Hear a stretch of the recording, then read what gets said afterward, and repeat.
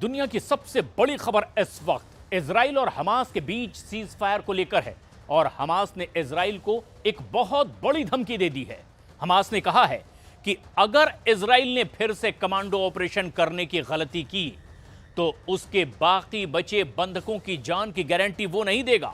और ऐसे में हमास के बहुत ही खतरनाक प्लान की सब जगह चर्चा हो रही है, क्योंकि इसे हमास का खोपड़ी फॉर्मूला कहा जा रहा है।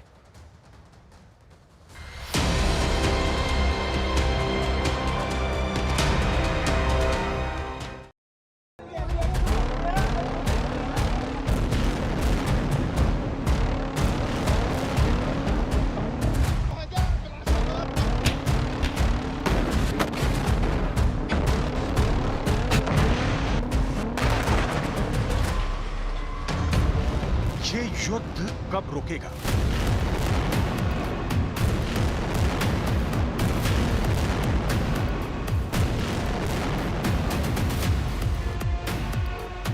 रुकेगा या पूरे 2024 ऐसी ही बमबारी होती रहेगी?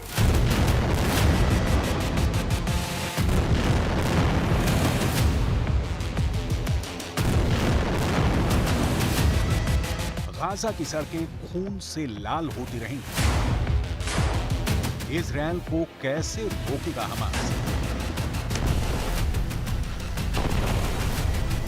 हमास की एक धमकी ने इजरायल को डरा दिया है।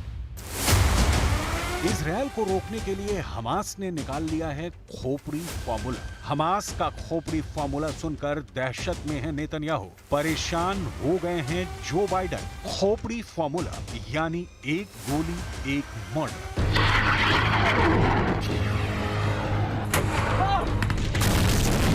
धमकी बहुत साफ है कि अब इजरायल ने कमांडो ऑपरेशन किया तो हमास चुन चुन कर मार डालेगा। 120 इजरायली नागरिक। हमास ने 8 महीने से चल रहे युद्ध के बाद अपने खूनी दस्तों को आदेश दिया है कि अगर इजरायली सेना उनकी तरफ बढ़ेगी तो इजरायली बंधकों को सीधा गोली मार दी जाए। गोली सीधे सिर में मारी जाए, यानी बचने की उम्मीद ना हो।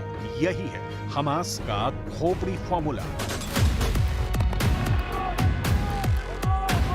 अमेरिकी अखबार न्यूयॉर्क टाइम्स की रिपोर्ट में यह बड़ा दावा किया गया है। रिपोर्ट के मुताबिक नुसैरत कैंप में इजरायल बंधकों को छुड़ाने के लिए चलाए जा रहे ऑपरेशन के बाद हमास के होश उड़ गए हैं और उसने अब इजरायल को रोकने के लिए खोपड़ी फॉर्मूला तैयार किया है।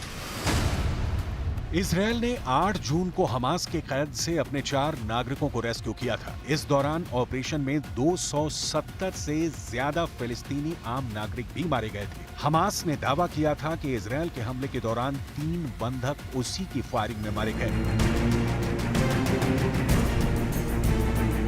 इजरायल ने इस वक्त गाजा की निगरानी चौगुनी बढ़ा दी है। अमेरिका के साथ मिलकर उसकी सेना लगातार ड्रोन, सैटेलाइट और दूसरे तरीकों से गाजा के चप्पे चप्पे पर नजर रख रही है। इजरायल अब तक अपने 7 बंधकों को रेस्क्यू करने में कामयाब रहा है। दूसरी तरफ हमास ने अब बंधकों को ऐसी जगहों पर शिफ्ट कर दिया है जहां उन्हें तलाश कर पाना मुश्किल होगा। बंधकों की लोकेशन भी लगातार बदली जा रही है ताकि इजरायली सैनिक उन तक ना पहुंच सके। लेकिन अब कमांडो ऑपरेशन के बाद नेतन्याहू भी बहुत ज्यादा दबाव में है, क्योंकि 4 लोगों को छुड़ाने के चक्कर में 250 से ज्यादा लोगों की जान जाना और अपने ही 3 नागरिकों की मौत। इससे लेकर इजरायली सेना की खूब खिंचाई हो रही है। तेल अवीव की सड़कों पर लगातार प्रदर्शन हो रहे हैं, क्योंकि 120 बंधक अब भी हमास के कब्जे में हैं और उनको छुड़ाने के लिए नेतन्याहू के पास कोई पुख्ता प्लान नहीं नजर आ रहा। ये युद्ध या कहीं की बमबारी का दौर इजरायल के हाथों से फिसलता जा रहा है। सवाल है कि क्या हमास और इजरायल के बीच सीज फायर होगा? क्या इजरायल की बमबारी बंद होगी? क्या गाजा से पीछे हटेंगे नेतन्याहू? क्या इजरायल के बंधक को छोड़ देगा हमास?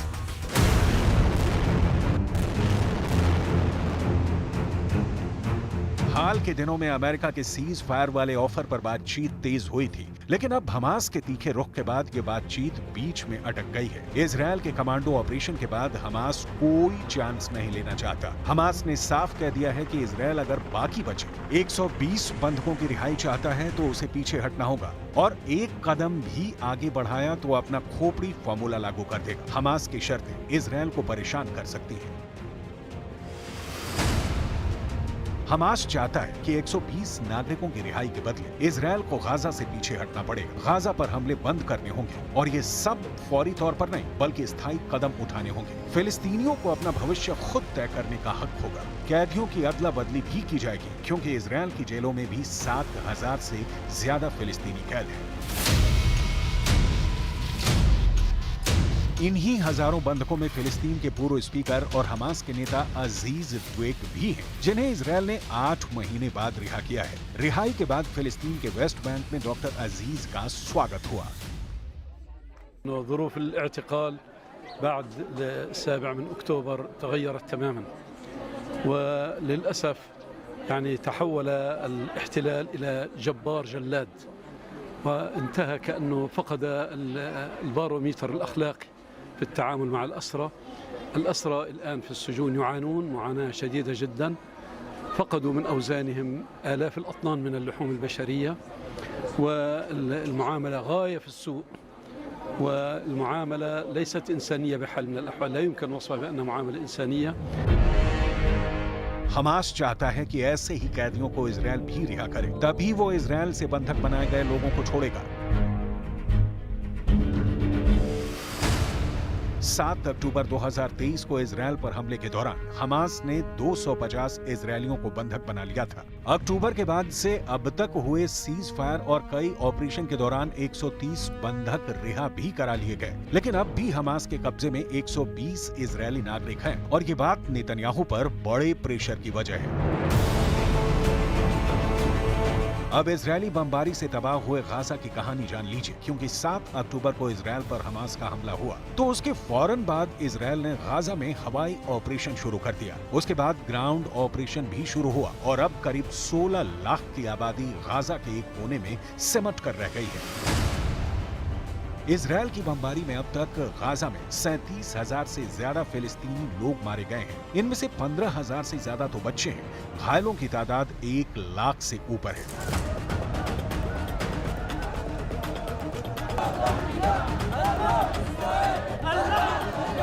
ये ऐसे आंकड़े हैं जिसे लेकर अब पूरे अरब वर्ल्ड में गुस्सा है। यमन की राजधानी सना में इजरायल के खिलाफ प्रदर्शन देखिए। हजारों लोग सना शहर में सड़कों पर उतरे और यहाँ इजरायल के खिलाफ बढ़ चढ़कर नारेबाजी हुई। यमन में लोगों का मूड बहुत खतरनाक लेवल पर पहुंच गया है। यहाँ के लोग चाहते हैं कि गाजा पर हो रही लगातार बमबारी को फौरन रोक दिया जाए। خرجنا اليوم وقفا مع غزة العزة ونعوذ بالله من المطبعين المتصهينين من الأعراب। यमन की हूथी सरकार को ईरान का पूरा समर्थन है। गाजा में हो रही तबाही को देखते हुए यमन गुस्से से उबल रहा है और ये बात अमेरिका और यूरोप के कई देशों को परेशान कर रही है। आदेन की खाड़ी और लाल सागर में इजरायली जहाजों का गुजरना मुश्किल हो गया है। I'm on the deck of the USS Laboon. This is a guided missile destroyer that's part of that US-led mission to counter the attacks by Yemen's Houthi rebels on commercial shipping over the Israel-Hamas war in the Gaza Strip. Now, the Laboon has been here for months. It's escorted American ships and other ships through the Red Sea, the Bab el-Mandeb Strait, and through the Gulf of Aden. Yemen के Houthi विद्रोही Israel जाने वाले जहाजों को लगातार target कर रहे हैं, फिर चाहे वो अमेरिका के जहाज हों या फिर ब्रिटेन के। हूथी विद्रोहियों ने कह दिया है कि वो तब तक चुप नहीं बैठेंगे जब तक गाजा पर बमबारी नहीं रुक जाती। आपको अमेरिका के एक जंगी जहाज यूएसएस लबून पर ले चलते हैं और आपको इस इलाके में ऑपरेट करने के खतरे के बारे में बताते हैं। लाल सागर के आसपास का ये इलाका ऐसा है जो पूरी तरह हूथी विद्रोहियों के रेंज में है। ये बात अमेरिका बहुत अच्छी तरह जानता है कि यमन जब चाहे उसके वॉरशिप को समंदर की गहराइयों तक डुबो सकता है। And I don't think people really understand just kind of how deadly serious it is what we're doing, and how under threat the ships continue to be. I mean, the Houthis are shooting every day. Our ships remain under threat every day, and we're doing a great job defending ourselves, great job defending the force, but it is relentless. इस वक्त America का aircraft carrier USS Eisenhower भी इस इलाके में operate कर रहा है। अमेरिका के कई जंगी जहाजों पर हूथी एंटीशिप मिसाइल दाग चुके हैं। इसलिए अमेरिका पर न सिर्फ इजरायल की तरफ बढ़ने वाली मिसाइल को रोकने की जिम्मेदारी है, बल्कि साथ में खुद को भी एंटीशिप मिसाइल से बचाना है। और यही चुनौती अमेरिका के लिए बहुत बड़ा सिरदर्द बन चुकी है। It's a dangerous job, and we work through it. But there's an extra layer of danger here, and the sailors have performed well. They have saved civilian lives. I can't count how many people we've saved at this point. It's hard to count something that didn't happen because we saved them. And that's an important message, I think, that needs to get out there.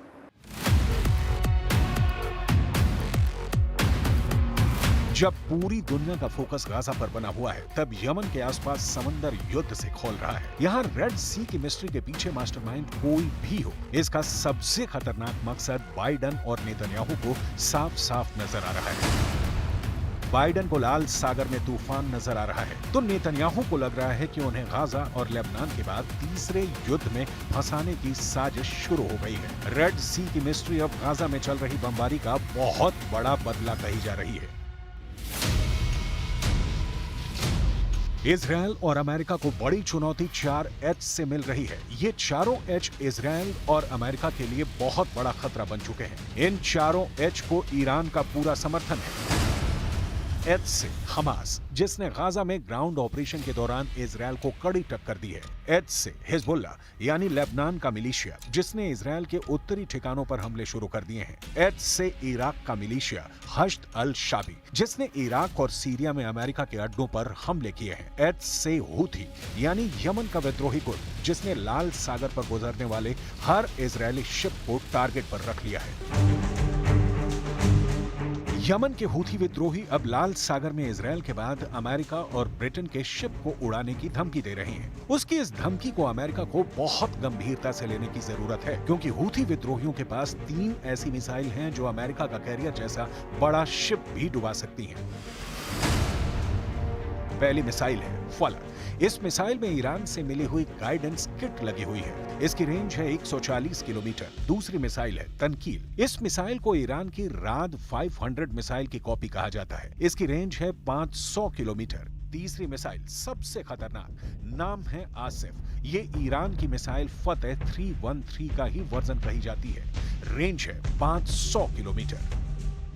We currently have pretty high confidence that not only is Iran providing financial support, but they're providing intelligence support as well. And then finally, the one that gets most of the news is the kinetic support that they provide, the weapons.